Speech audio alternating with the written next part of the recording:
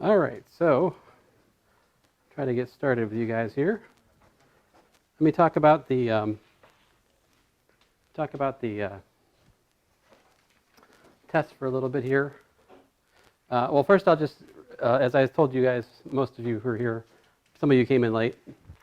So the quiz 1 was graded by a student, and so to be fair, I just added 10 points, which means some of you have like pretty great quiz 1 scores, which are really not accurate, right?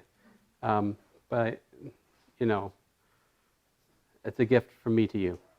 I wouldn't assume that'll happen. Like quiz 2, I will not be getting COVID pneumonia. I will be grading your quiz 2, and hopefully, you know, my intention is for me to grade quizzes and let you be able to get them back before the test. Like that is the normal operating procedure in my course. I just got sick, so I'm sorry about that. But, and I think if you really take stock and look at what happened, quiz 1 is a pretty well related to test 1, isn't it? Right? If you'd actually gone and figured out what you got wrong on quiz 1, you probably could have done better on test 1, right? So also I post the for your future reference, I post a blank test 1 for studying, and also the solution for test 1 in course content, right? Listen, I'm going to let you find your stuff in here because I've spent like 15 minutes. All right, this is a long story. Anyway,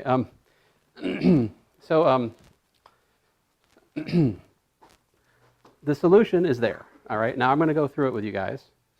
But now some of you didn't do so well, right?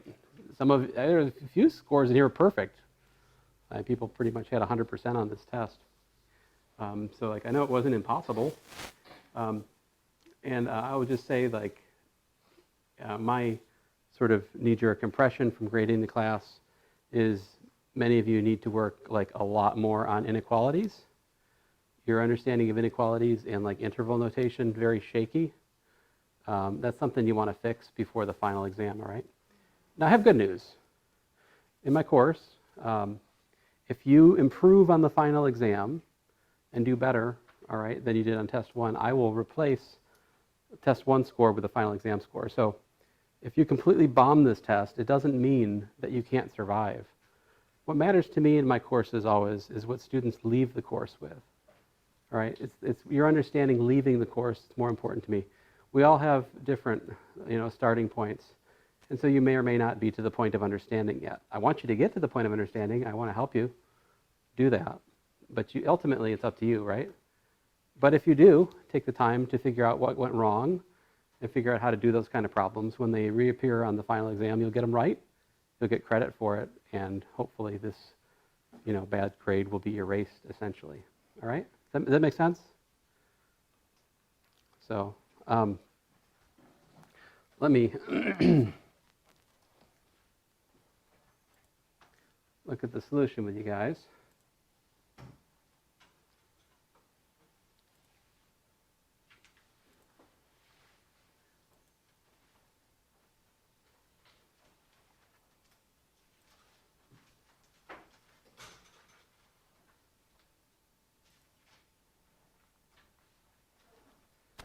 All right, so problem 1. Actually, I think problem one was really good. Almost everybody got problem 1 right, so I don't really have much to say about that. Thank you. You find them? Okay, good.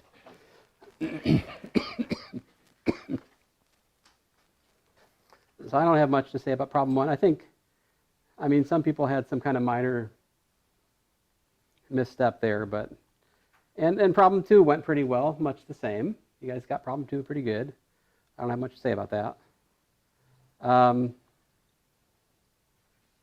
think problem 3 went pretty well. Am I looking at the right? Is this the same as your test? Okay, good. Just checking.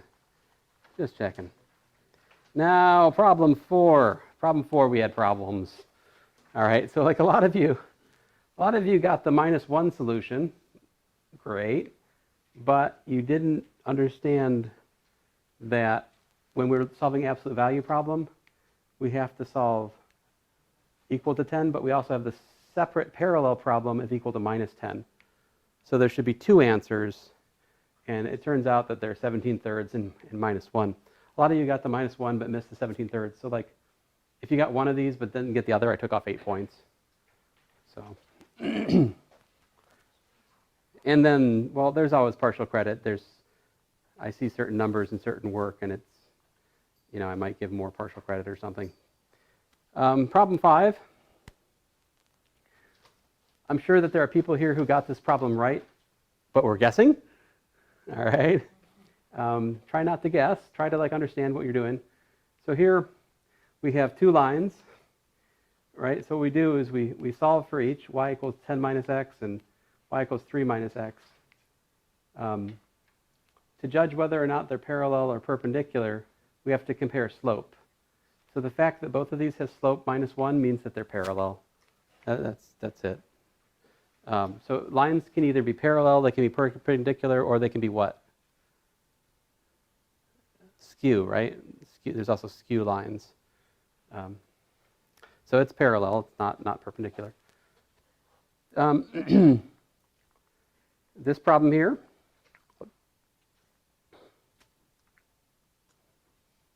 you had a playing field with perimeter 1,000 feet, and it's a rectangle, and one side's 100 feet longer than the other. So basically, I draw a picture, I label the one side W, the other side's W plus 100, and we know that the sum of the lengths of the perimeter, sum of the lengths of the sides has to be equal to 1,000. So that gives me W plus W plus W plus 100 plus W plus 100. Altogether, I get 4W plus 200 equals to 1,000, and then I can solve for W. I get 200. And then, so you got to be careful with the word problem. Like, what's the question? The question asks you to find the length, find the width, and also find the area. So some people just found the width. Some people just found the length and the width. And then some other people also found the area. There's a minority there's not many people in here who actually found the area. So, whenever you're working a word problem, it's always a good practice to reread the problem, make sure you're answering the questions. If you find the length and the width, it's not a big deal to find the area, right? So if you had the other two things correct and you just didn't write this down, I only took off a point. But that's a point you could get back if you actually had written down the area. Now, oh goodness gracious. As I was saying, inequalities need work. All right, so we have 3 minus 2x greater than 5. So what you do is you add 2x to both sides and subtract 5 from both sides. That gets you to here. 3 minus 5 is minus 2. And then I divide by, I divided by 2 actually here. So that gave me minus 1 is greater than x, which we could rewrite as x is less than minus 1. Now, I said give your answer in interval notation. So what is x less than minus 1? Well, that's minus infinity to minus 1. Not included because it's a strict inequality. So there's, excuse me, that one. Now here, we have absolute value. Absolute value greater than is a little bit tricky. There are two cases you have to consider. Either you have 2x plus 8 less than minus 4, or you have 2x plus 8 greater than 4. That's how we have to solve this kind of problem. And so that leads us to x less than minus 6 or x greater than minus 2. X less than minus 6 gives you the interval minus infinity to minus 6 included.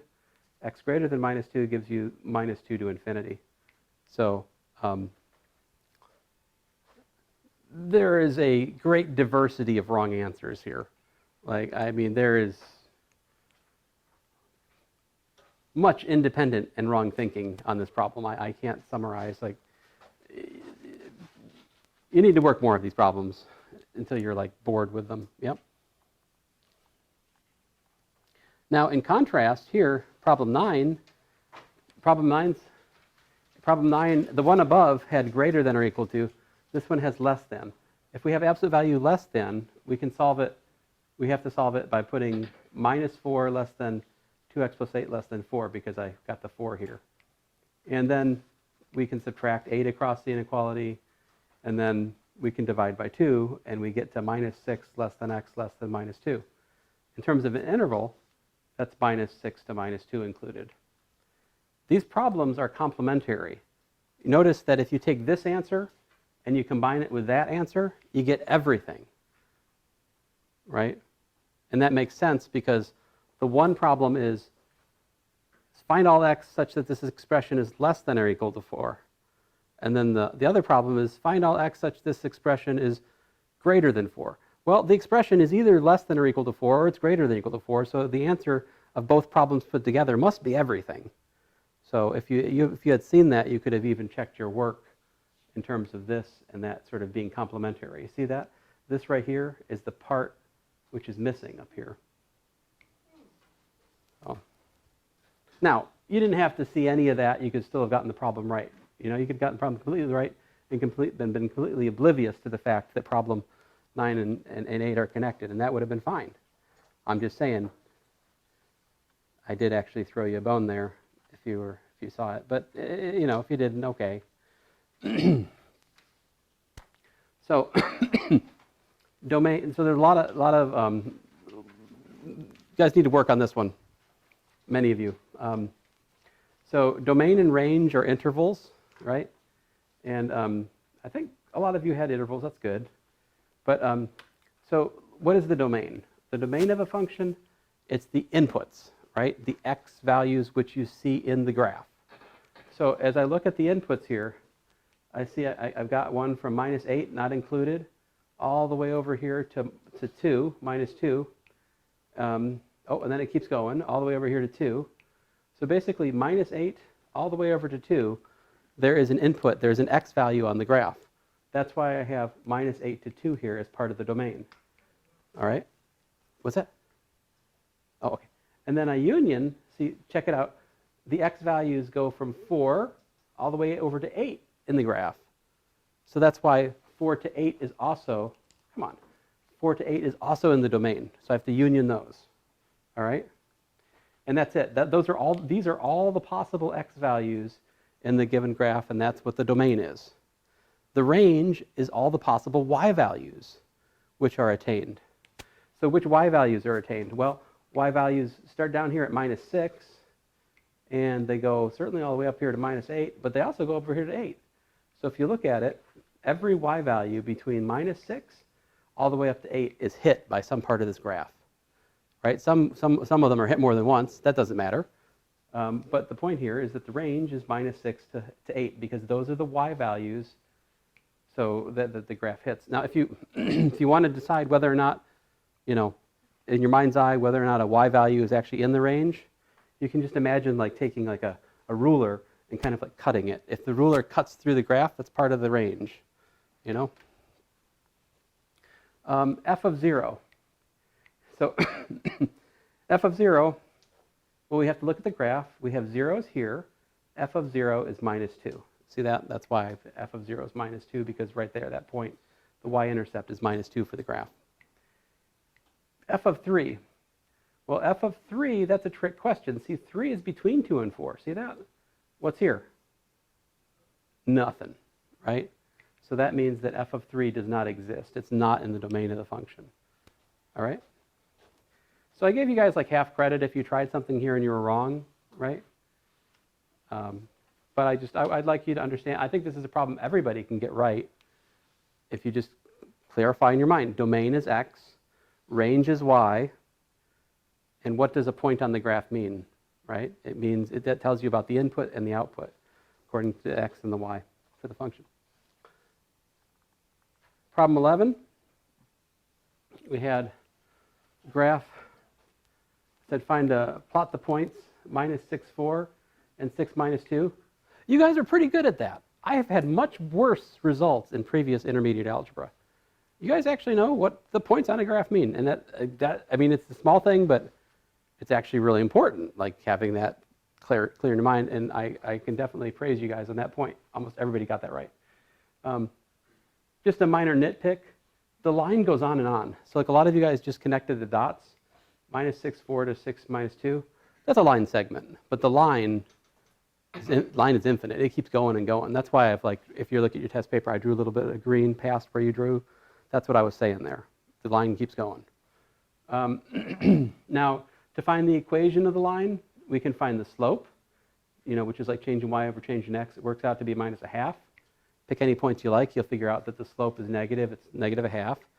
And then we can use point slope formula for a line. I'll use the 0.6 minus 2, and that's why I've got here minus 2 for the y, minus 1/2 is the slope, times x minus 6. That gives me the equation. Of course, you can simplify it, and you get y equals 1 minus 1/2 x. So I took off, if you had the graph right, but you didn't put the equation of line down, I took off 3 points. All right, so there's that. And this one, nobody got. And that's okay. This was a bonus question, all right? You notice that? This is a bonus question. You could have got this completely wrong. It didn't. There's 156 points on this test, plus this, right? So in principle, if you gotten this right and everything else right, you could have 166 points. That's actually about 10% bonus because the test is 150 points in your syllabus. But just to walk you through this, the reason that this is not a graph is it fails the vertical line test. Right, for 1x, there's 2 y outputs, and to figure out which x has x squared equal to 4, well, x squared equals to 4 means x is plus or minus 2. So to figure out what happens at plus or minus 2, you just look at the graph. At plus or minus 2, you got this point, this point, this point, and that point for x, which you can read off that the y values are like 6.2. Or down here like minus 4.3. So those are the 4 points on the graph which have x squared equals to 4. This was a bonus question, right? So I think there are people in here who could have got it. As you look at it now, I think maybe you think, I actually could have got that if I just believed in myself a little bit more, right? So anyway, don't ever give up on a bonus question. Give it a try. You never know what'll happen. Any questions?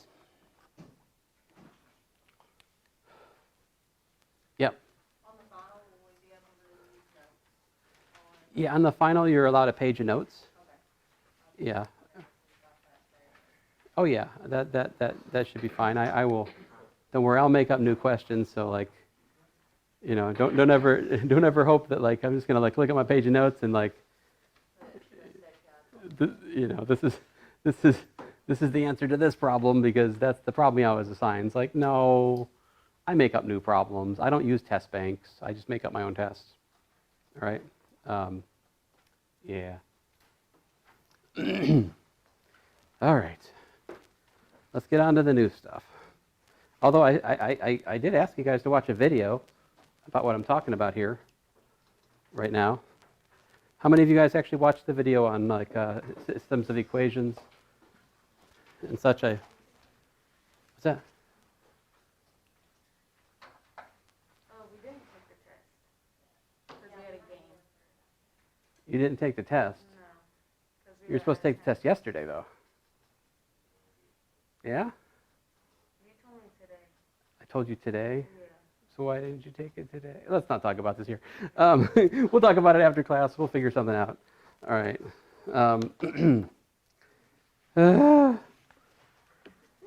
So many exceptional cases. All right. Listen, it's okay. So did you guys watch the video? I asked you, I sent an email and so forth with a link to a video for class. Technically, it was supposed to actually be the lecture for Thursday because you guys are supposed to take the test Tuesday. And hey, I said turn off. Thank you. Anyway, I would encourage you to watch that video if you haven't. Right? There's more examples there, but let's talk about systems of equations together now, since we have some time. Right? We have time, right? When does this class end? 12? Yeah, we got plenty of time. All right, so so what is a system? Hey, I did press that twice. There we go. I'll get it eventually. So let's talk about system of equations, right?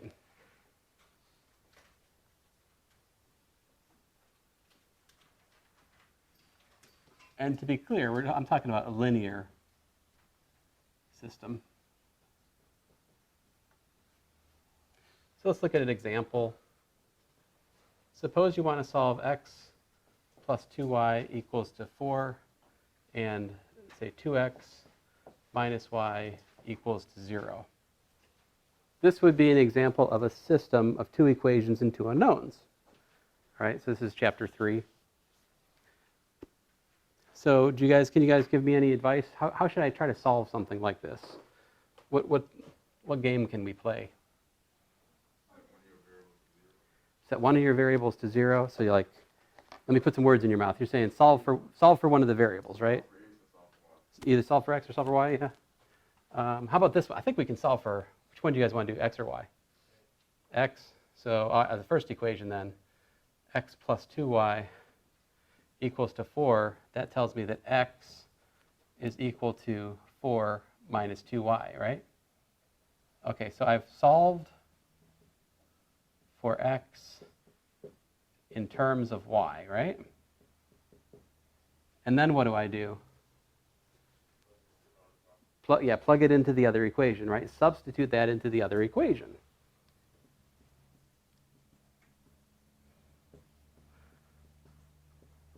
So it's important to use the other equation. You know what happens if you use the same equation? It just comes back at you like 0 equals to 0. It just wastes your time. So like it's important we use this one to solve for x. We got to use the second one to plug it in. So we have 2 times x minus y equals to 0. Plugging it in, that gives me 2 times 4 minus 2y minus y equals to 0. So this is called substitution. Now, why is that a good move? Well, now we've got an equation that just has what? One variable, just got y, right? So now we go back to the stuff you guys are really good at. We can solve one equation and one unknown, right? So I got to work it out. I mean, what we got here? We got 8 minus 4y minus y equal to 0, right? That gives me 8 equals to 5y, right? And now divide both sides by 5. What do we got?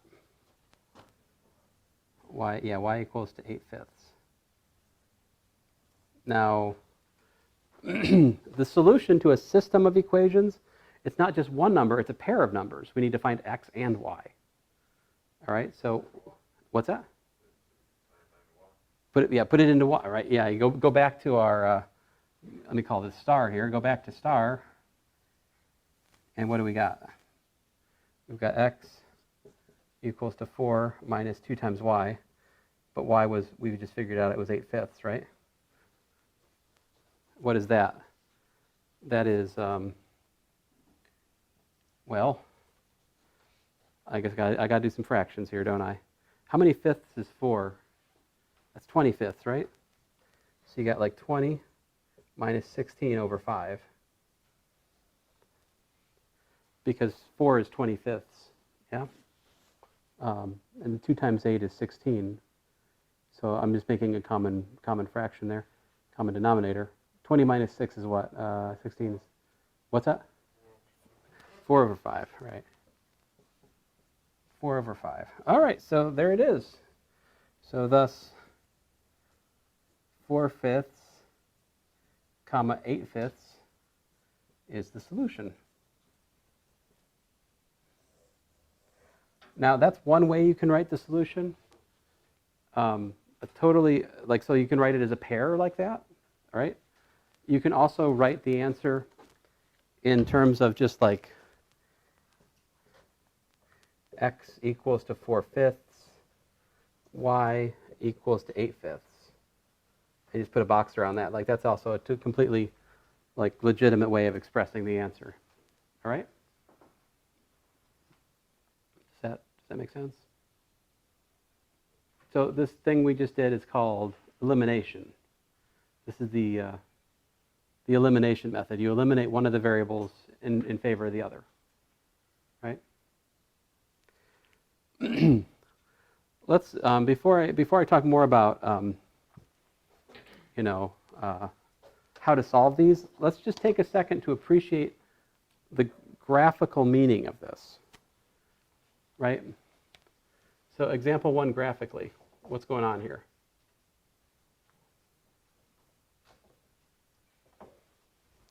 I almost forgot to fix my camera. That'd be bad. We're missing a few people. Fortunately, it was all in frame. So guys, graphically, what's the system of equations? You can tell me? So I'll just do both. Okay, so we've got x plus 2y equals to 4, and we've got 2x minus y equal to 0, right? So this first one, I can solve. I get 2y is 4 minus x, right? Which tells me y is equal to 2 minus 1/2 x. All right, dividing by 2. So solving for y, that's what I have, right? And the second one is easier. It's just y equals to 2x, right? So tell me graphically, what are those? What are these? What are we looking at? This is a line with slope what? The slope is minus 1/2, right? And what's the y-intercept?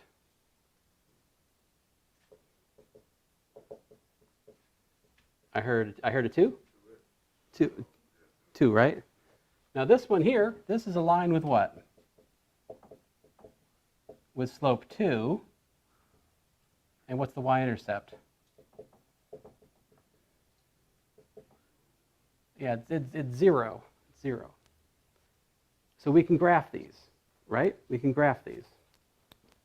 It's a good practice to think about. So y equals 2x, I'll start with that one. That one's easy. That looks something like about this. Here we go, y equals 2x. All right? Now what's the other one look like? Y equals 2 minus 1/2 x. So I'll do that one in red. But the y-intercept is 2, right? And it's got a slope of what? A slope of minus 1/2. What's that mean? Right, remember, yeah, slope is what is it? It's rise over run, or if you like, change in y over change in x. So if we've got a slope of minus 1/2, that means we're doing what? We're going down 1 and over 2. Down 1 and over 2. So basically it looks something like this, right? Now my question to you is, does this make sense? Does this make sense? The answer we found. What was the answer that we found? Yeah, 4 over 5 and 8 over 5. What's that? That's about 0.8. And what is that, 1.6? Sometimes lower. Anyway, my point to you is that is literally the coordinates of this point right here. See this point right here?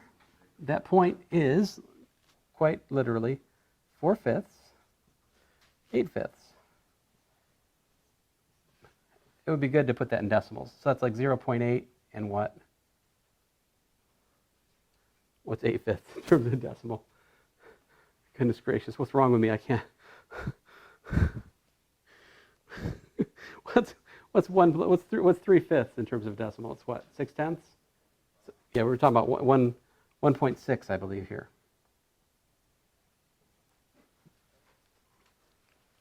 But that makes sense, right? The y-intercept is about 2. See, the y-intercept is about 2 here. It's a little bit lower than 2. It's a little bit over. So every time we solve a system, every time we solve a system of equations, graphically what we're doing is we're finding where this pair of disjoint, possibly skew lines, we're finding where they intersect. That's what this means, this calculation that we're doing, this, substitution dance, right? It has meaning. And of course, you can also ask questions about, just take a step back here. What are the three possibilities if you have two lines? How is this going to go? Three cases, right?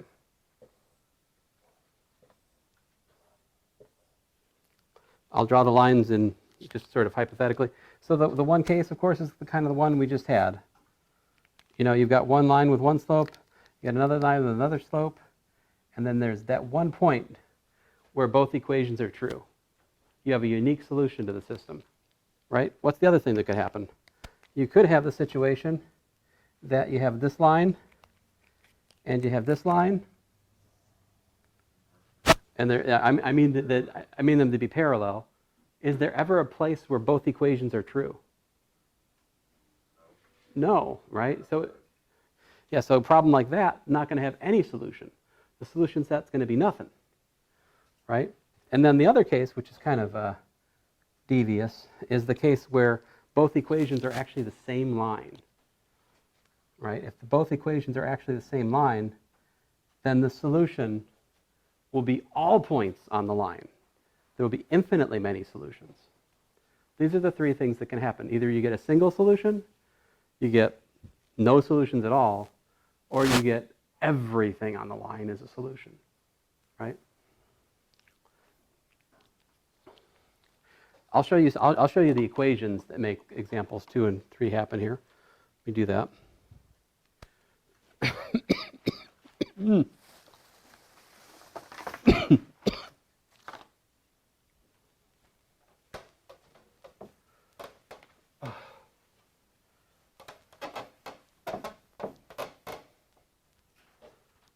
So let's see here. Example 2.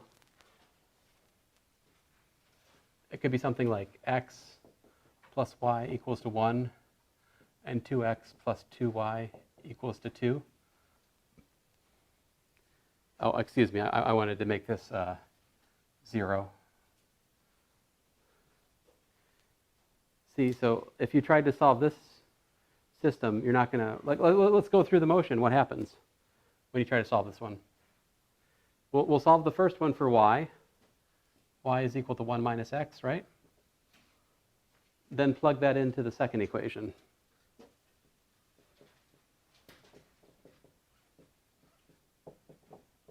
What happens?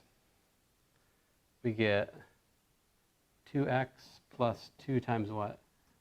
1 minus x.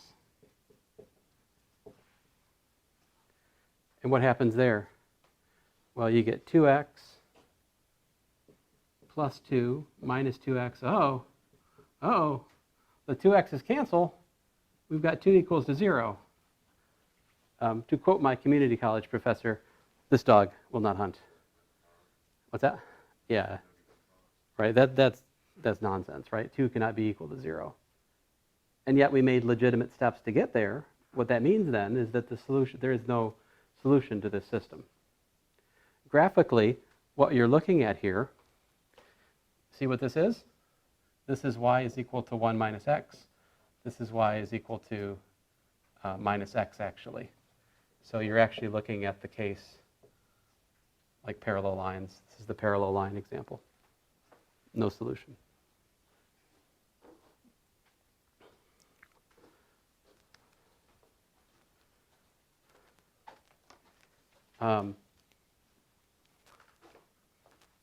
Example 3, if we had, let's say, x minus y equal to 1 and 3x minus 3y equal to 3, we could look at that system, right? And what happens when you try to do substitution here? Well, again, I'll solve for y. Y is equal to what? X minus 1, right? So then we've got 3x minus 3 times x minus 1 equals to 3. What's that tell us? That tells us that, well, the 3x and the 3x cancel, right? We got 3x minus 3x plus 3 equals to 3. 3x's cancel. We've got 3 equals to 3. 3 equals to 3. Who can argue with that? Right? See the difference? The difference is we haven't led to a contradiction. We've just led to something that's true. But it kind of leaves you the sense like, what?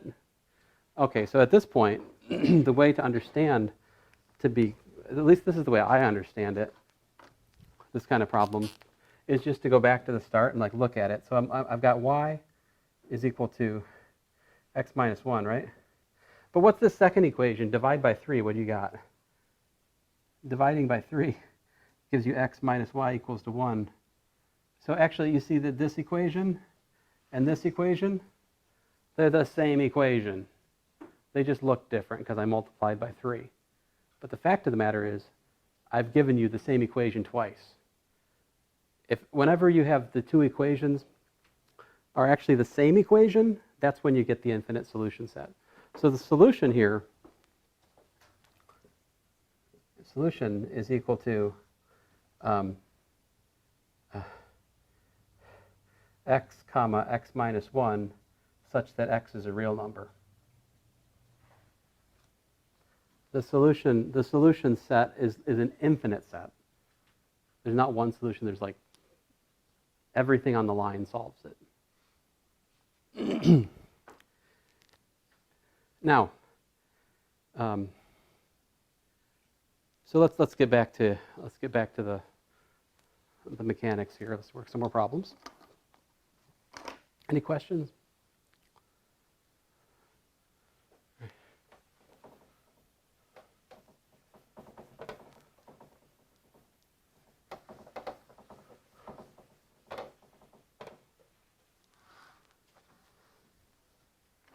All right, here we go. Example 4. Let's try to solve 3x minus y equals to 10 and 2x plus y equals to 8. Now, we could use substitution. All right? I've worked about 3 problems with substitution now. I want to talk to you about another method. The other method, alternative method, is what I will call adding or subtracting or scaling equations. So let me show you how this works. We can add equations. That's how it works. So check this out. If we have 3x minus y equals to 10, we can add that to 2x plus y equals to 8. So you add the left-hand side to the left-hand side. You add the right-hand side to the right-hand side. Just like that. So what happens when you do that? See the y and the minus y? Yeah, they're gone. And you got 5x equals to 18. So, bingo, we got x equals to 18 over 5. Now, are we done? We are not done. We still need to figure out, well, why. So how do you think we're going to do that? Like, plug it into an equation. Which one? The first one or the second one? It don't matter. Perfect. That's what I wanted to hear. I mean, it matters. We do at least one of them, right? But you're like, shut up. Okay, so let's see here. So we got 2x plus y equals to 8. So that gives us y is 8 minus 2x, right? Solve for y. And but we know x is what? 18/5. It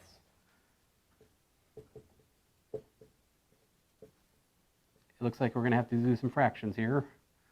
So I'll convert to fifths. How many fifths is 8?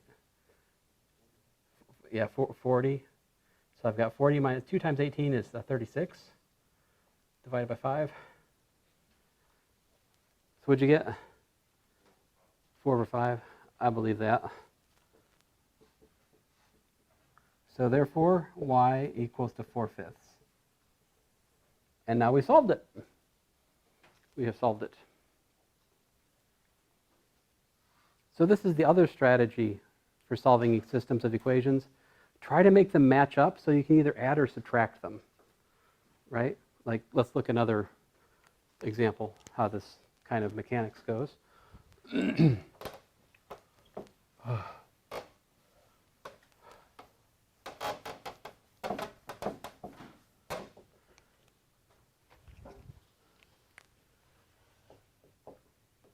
Suppose we're solving 2x minus 4y equal to 10, and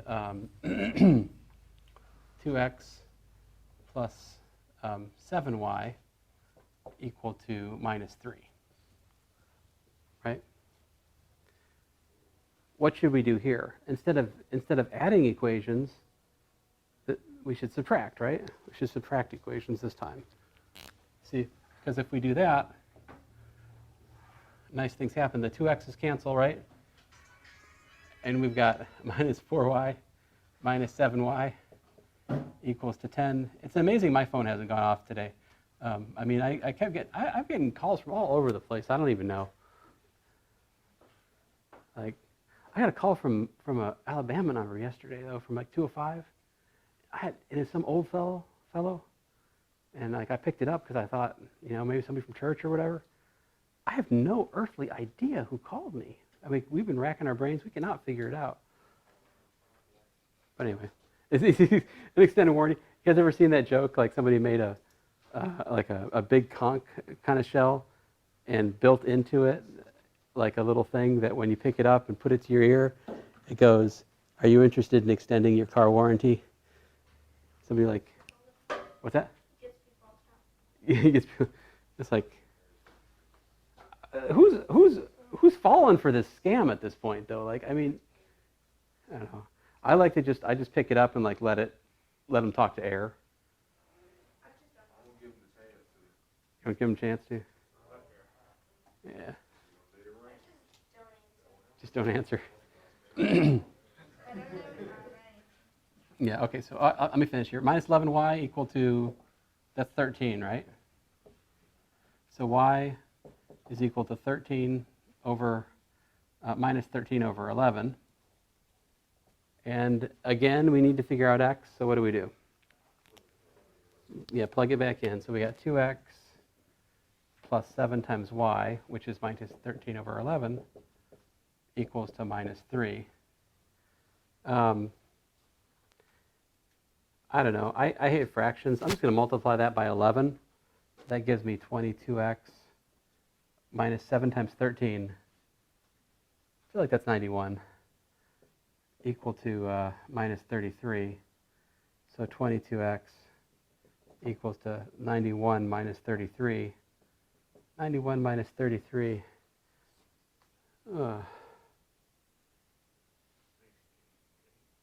68. Heart's in the right place. I feel like 58. 58, yeah. So that's 58. And then, so x is equal to 58 over 22.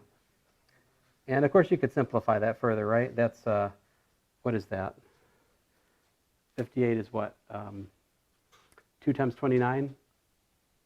And so the 2 times 11, you cancel the 2's, you got 29 over 11.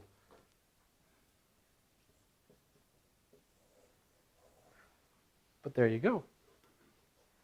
So do you have to add equations and subtract equations? No, you don't have to. You can always fall back on the substitution method if you want. But I'd like you to know about the adding equations method because it is way, way faster for certain examples. It's just much faster. And it also, it becomes even more of a powerful method when you go on to study systems of like 3 equations or 4 equations. Right? How many of you are thinking about going into engineering? Nobody? That's cool. Engineers have to solve these systems. Like, when I was in electrical engineering, we'd have to be able to solve like 4 equations and 4 unknowns by hand with ugly numbers in them too. I think it's mostly just to weed out poor students. But anyway, so I think wait a minute. Hold on a second. We started at 11. Don't we have till 12:15? We do have till 12:15. You guys are, hey, hold on a second. I've almost been played. All right. You take a sick man and knock him down when he's down. And it's kind of going on in here. I'd like to work some word problems for you, right? You'd like for me to work some word problems. Where did I put my notes is the thing. I printed out the homework in here.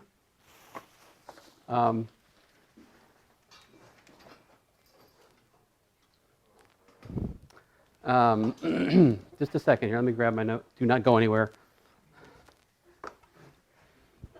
Hey, I have to say it.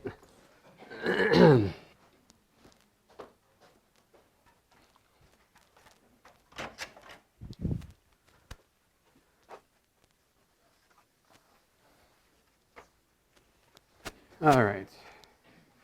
Here it is. See, I can make up math problems all day long, just fine. But these word problems, I never know. All right.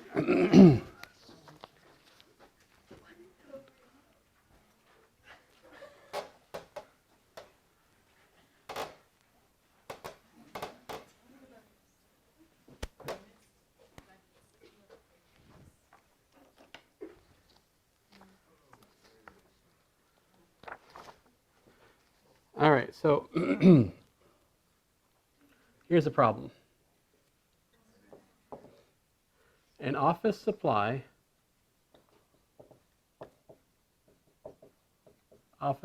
store sold black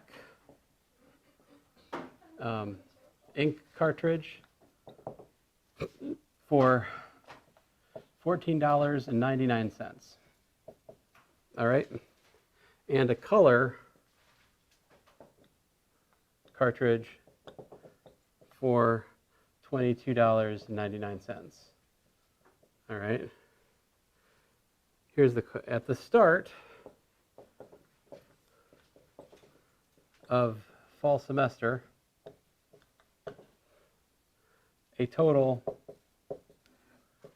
of 49 of these cartridges were sold. All right. For $838.51. How many of each type were purchased?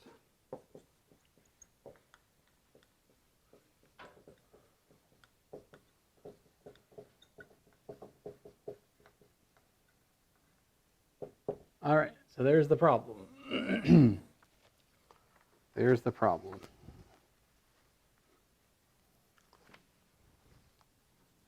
How are we going to do this?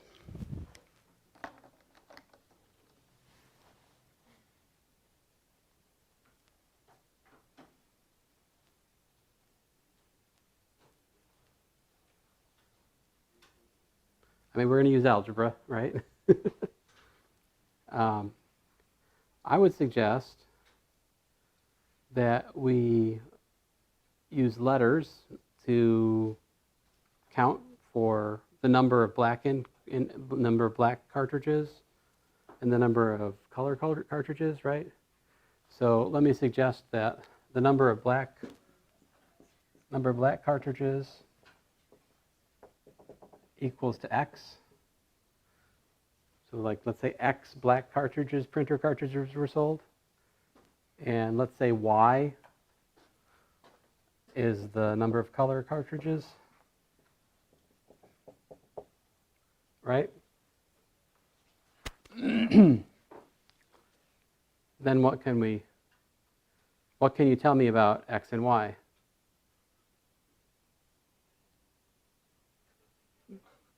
put together their what? Add them together. What is x plus y equal to? What do we know? Remember, we're told right here, we're told a total of 49.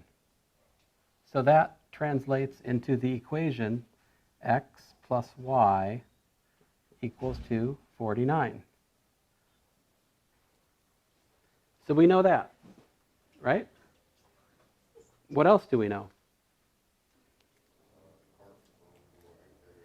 838. Now, how do we attach that number to the x and to the y? How is the cost? How is the total cost? So we think about cost, right? So the cost. I mean, how do you calculate cost? It's like number of things times the cost, right? So like the cost is equal to $14.99, right? Times x plus $22.99 times y, right? That's the cost of ordering X black cartridges and Y color cartridges. Price times number, right? Now that's equal to what?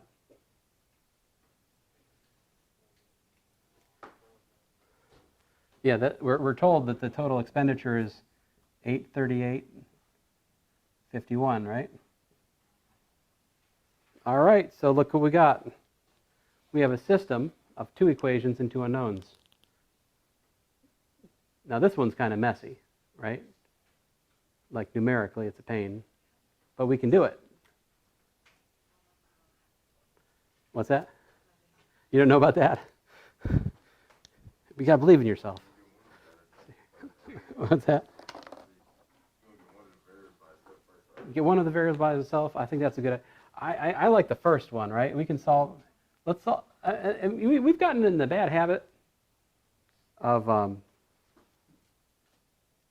solving for y, but don't you guys like to do math in x?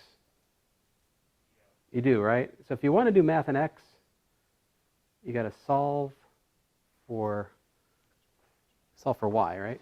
What am I saying? I'm sorry, but the way we did it, we've ended up doing algebra in y before.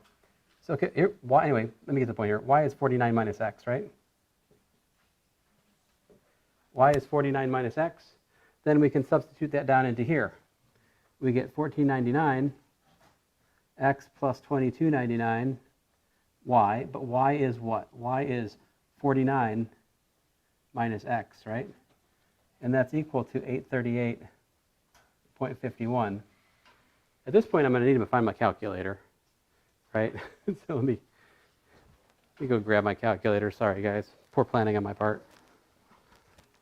Don't go anywhere. Still funny, right?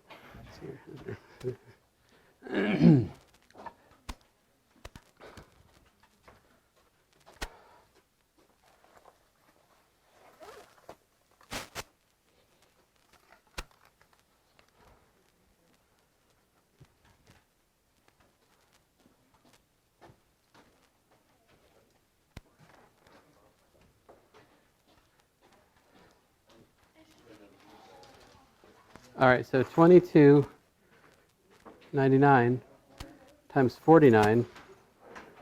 Whoa, goodness gracious. So we've got 14.99 x plus 1,126.51 minus 22.99x equals to 838.51. So we want to combine the x's, right?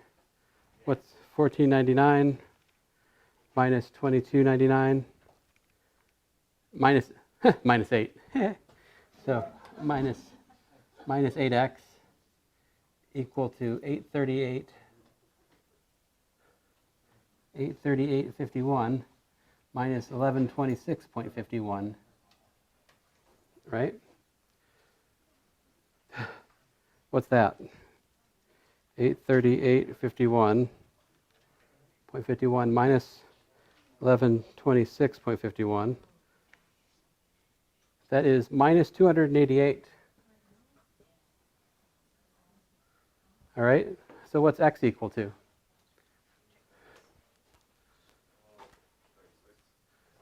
I heard a 36. I like the sound of that.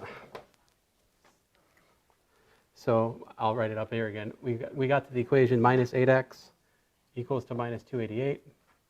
So that says x is equal to minus 288 divided by 8. And I'm told that that's equal to what? 36. So then what's y equal to? 49 minus 36, right? Which is 13. So in total, there were 36 black and 13 color print cartridges purchased.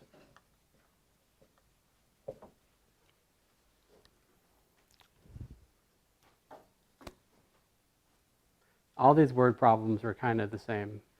You have to read through them, decide what you want x to be, decide what you want y to be, and then write down the two equations which are implicit within the paragraph that you're given, right? They're all pretty much like that. But anyway, I think that's a good place for us to stop today, as I'm somehow managed to not cough violently. So, woohoo! Now,